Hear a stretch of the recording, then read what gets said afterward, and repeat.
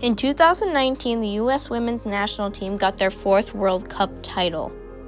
The U.S. defeated the Netherlands 2-0 in a game that will go down in the history books. This was a momentous occasion that the United States national team would take to their advantage. However, this win was a validation for the women. It proved to everyone that they were worth fighting for. Unlike the school system, professional soccer does not have a rule that states that men and women will be paid and treated fairly. But first, let's give a brief history of soccer. Earliest reference of soccer between women was between unmarried women during the late 19th century in Scotland and in parts of England. But in the States, it took a lot longer. We got our first women's soccer organization in 2001. The WUSA was the first professional women's soccer league. It was created in the year 2000, but it had to fold in 2003 after financial difficulties. The league still served as a good blueprint for leagues that followed after it. After the failure of the WUSA, a new soccer team emerged, the WPS. The WPS, which stands for Women's Professional Soccer, was founded in 2007. They began play in 2009. The league ultimately folded in 2012 after it struggled to expand and was facing financial problems. After the failure of the WPS comes the NWSL. The MWSL, which stands for National Women's Soccer League, consists of 9 teams. These 9 teams will play each other on multiple occasions. The NWSL was founded in 2012 and is the current soccer league for women in the United States.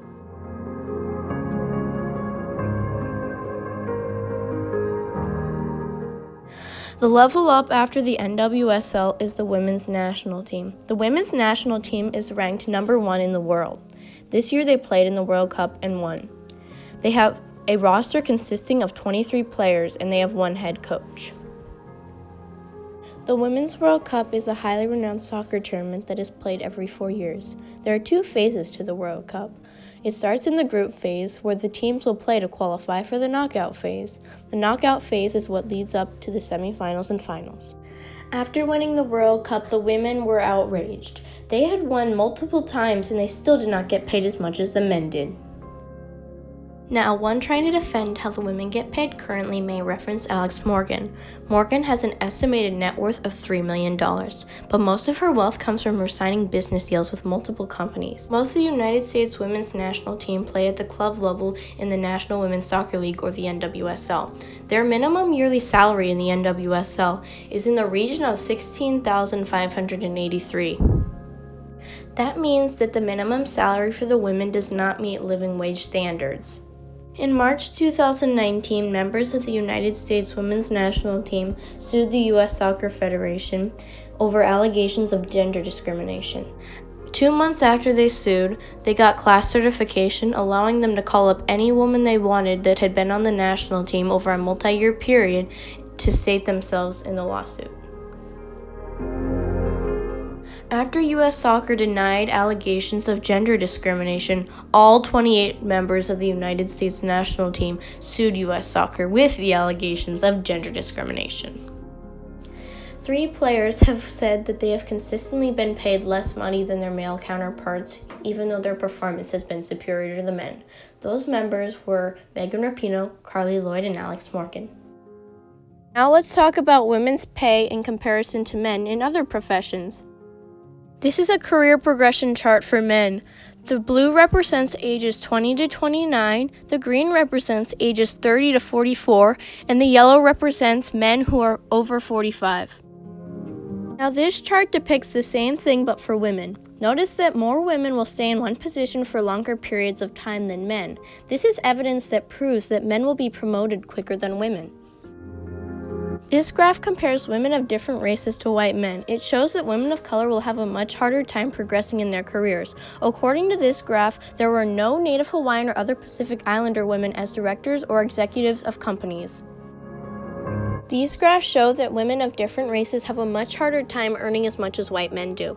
It shows that they earn less than white men in all different job positions. This graph shows that women with the same level of education as their male counterparts do not get paid the same. According to this survey, less women are inclined to agree that they are paid fairly than men. This statistic shows that women make at least $10,000 less than their male counterparts at the same job, meaning that they are paid 82% of what the men get paid. This visual depiction also puts into play racial and ethnicity differences. Louisiana has the largest pay gap of 70%. The smallest pay gap in the United States is the state of California with a percentage of 88%. In the state of Virginia, our equal pay laws are weak. Women get paid 79% of what the men get paid. For a woman in the United States, the occupation with the largest wage gap is a legal occupation. In conclusion, women do not get paid as much as men in many different positions. This is a pay gap based purely on gender, and when race comes into play, it makes everything worse for these hardworking women. America is a country built on these ideals: equality, justice, and freedom. We should expect nothing less from a country this wonderful. I think that adults need to look at today's children and say, is this what I want for my child? And I think that all parents want what is best for their children. So do they really want their little girls to be paid differently than boys? The chances of that are slim, and that is why we need to show that we want equality now for everyone. And it does not depend on things like religion, race, or gender. It matters that we are all people and we all deserve equality. And these soccer players are proof that women are fed up waiting. We want to be treated fairly, and we have throughout history. So let's make these injustices history.